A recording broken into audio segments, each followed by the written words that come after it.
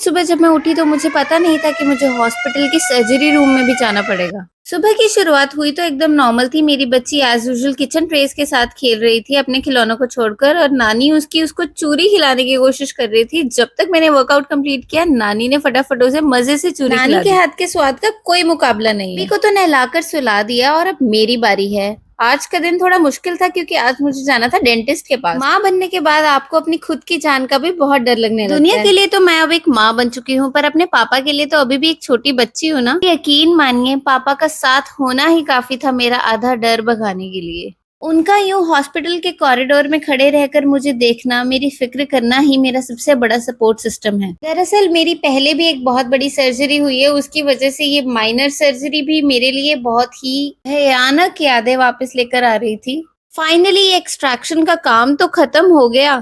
फिर हम निकले घर की ओर और मेरे रियल लाइफ सुपर हीरो मुझे लेने के लिए पहुंच गए। यहाँ मेरे पापा मुझे संभाल रहे हैं और मेरी बेटी को उसकी नानी। यामी के पापा भी तो उससे ज्यादा देर दूर नहीं रह सकते, इसीलिए वो भी पहुंच गए और लेके गए हमें आइसक्रीम खिलाने के लिए।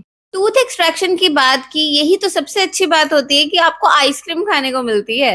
अपनी वाली से पहले अपने पति की आइसक्रीम में से खाना तो मैंडेटरी है ना।